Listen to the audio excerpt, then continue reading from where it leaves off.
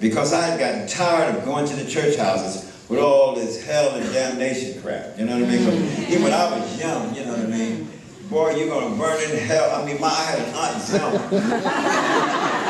My mother's identical twin sister. They were identical in looks, they were not identical in personality. Mama was passive, Aunt Zelma was aggressive. But Aunt Zelma, she get on your case, you know what I mean? Yeah, I'm a kid, 11 years old, arguing with some other kids in the back room, her son too, etc. Boom, boom, boom. Kids come over, you know, in our little project houses, and I'm arguing, no it ain't, no it ain't. It's the earth spin on its own axis at 1,000 miles an hour. You know, I'm gonna read my little astronomy stuff, you know, I know myself. And then, you know, I'm dropping all my THERL rolling. And then the earth take a 600 million mile trip all the way around the sun every 365 days. And then, this is me. I'm telling you, I heard that. I'm talking about the earth is round and stuff. She coming at, boy, grab my head, start mauling my head with her fist, you're going straight to hell. You're going to this little science mess. I mean, put her knuckles in your head, man. And I said, okay, I said, okay, you know what? All the other kids jumped out the window and ran the back window and ran. And Aunt Zelma come in. Aunt Zelma believed the earth was flat. I mean, it was 3 months later, we were all in San Francisco at the beach over there, on Playland or whatever they call it. And Aunt Zelma went over with her boyfriend from church, and they went there. We was in another car, etc. Blah blah. Anyway, next thing I knew, Aunt Zelma come over in the Playland and come here, mommy, and grabbed my hand and took me all across this big wide street. Girl, I said, I go run around here talking about the earth was flat. She looked out the ocean, she said, what you see out there, boy? You know, I'm scared he's ever really hit me. I said, the ocean, Aunt Zelma. What did you see out there? It's flat, flat, flat, flat. To this day, I'm telling you, to this day, I struggle to try to impress on brothers and sisters, people, human beings, whatever, to try to, as much as possible, make sure, to make sure that your ideas, your beliefs, your understandings, notions, well, make sure as much as possible they correspond correctly to reality. Right. You see? So, I mean, if we don't, we live in misunderstanding. We have a distorted understanding, a distorted view. Our fears, and some of our fears are unfounded, etc., and so on. So I'm just saying, this is the way I was impressed and grew up, you know what I mean? And I get to a point that in life, then I'm watching Dr. Martin Luther King speak in the auditorium. And he's talking about how we got to get these companies in all across America who refuse to hire people of color and so on, etc. Then he got on the bread companies. He started talking about the bread companies in the San Francisco area, etc. And he says, and we got to boycott Langendorf Bread and Kilpatrick's Bread Company here in the San Francisco Oakland Bay area. And all across America, Wonder Bread refuses to hire people of color. We want to boycott them so consistently and so profoundly, we want to make Wonder Bread wonder where the money went.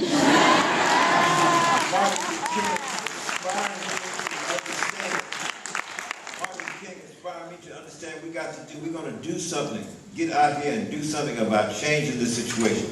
Now, this is what inspired me. This is the kind of stuff. I could go on and on about other things that inspired me, etc. But that's where I was coming from, you know. They passed the Civil Rights Act. Next thing I knew, I didn't quit my job. I want to work in the grassroots community. I'm out of Northwestern California. Me and 6 other students created a tutorial program, a youth jobs program, a tutorial program. We put a whole institutional framework in that community. I mean, we got the 501c3 nonprofit framework, etc. Set it up, bought the house, bought the building, got the matching funds, other matching, put that in there, got 100 youth in there. And they worked 36 hours in the summer, 16 hours in the winter. To me, what I was doing and putting together this was youth with jobs with an educational program in the community that supplemented a 10th grader tutoring a 1st grader, 11th to 2nd, etc., up to junior college. But those little checks of minimum wage going back into the households of the poor and low-income community. So I'm trying to kill 2 or 3 birds with one stone. So that's where I'm coming from. Even when the Black Panther Party began to evolve, it was about programs. Right. I always love programs. Programs demonstrate things. It's one thing to demonstrate by marching, one thing to demonstrate by marching and rallying, but it's also you can have an addendum or add to demonstrating by real practical programming. How can you unify the people around that? That's where I was coming from with the Black Panther Party. I mean, I work for that group. Next thing I know, I work for the city government of Oakland.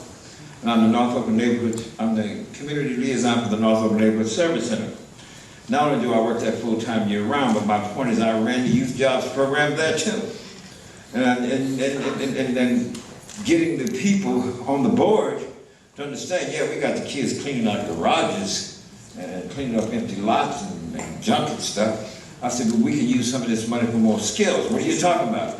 So I said, well, look at my resume. They looked at my resume, this board, you know. I said, what? I said, look, I'm an architect, I'm all of this here, I've done this, boom, boom, boom, boom, boom, boom. See, these kids can have skills. How do you name it? I said, look, what we need to do is go out here and get some of these landlords with a poor and low income and live. This was a war on poverty program. I said, a lot of these places, they can stand a paint job minimally. I said, we can build fences. We can build and prepare stairs and porches and decks. How do you mean to do it? I said, I want you to take some of this war on poverty money. I want you to hire 1, 2, 3, 4, or 5 real true building construction people. Let me argue, because I was raised up in building construction. Let me hire them and interview them and such. Boom, and give me 4 or 5 youth here and there. Building and working and repairing a whole deck. Etc. Painting, etc. Old man Brown said, painting ain't no skill. These kids ought to be happy they got a job. I said, but sir, it is a skill. How is it going to be a skill? I said, sir, you see that wall there? The length and width of that wall has so many square feet in it, right? I said, this wall over here, this wall over here, this wall got so many square feet multiplied by 2. You know the square feet is there, you know the square feet is there, what the square feet on the floor, you know the square feet of the ceiling, put it all together. I said, do you know how many square feet a gallon of paint cover? Interior or exterior? What that mean? I say interior is 400 square feet. Exterior is 300 square feet.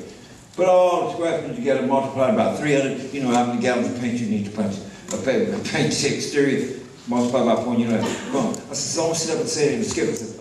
And so, it's trying to get the brothers and sisters on this board to understand that we gotta do. So that's my set. Getting those skills, getting those jobs. To me, that was important. That was important in the whole context of where we were coming from. So when we finally started the Black Panther Party, I wrote a 10-point platform and program, me and Huey Newton, in my war on poverty office. I was still working for the city government when we actually created the Black Panther Party, when we founded it. You know, so boom. But going out there and how we got there to start the party, you see, was the point. One, they killed Malcolm X. When they killed Malcolm X, I was truly upset. You know, he had left the Nation of Islam. I was sort of happy he left the Nation of Islam, whatever, etc. Yes. But he created the OAAU, more secular style organization, rather than one that was based on some degree, or based on a degree of religious doctrine, etc. So that's another thing, you know, about that.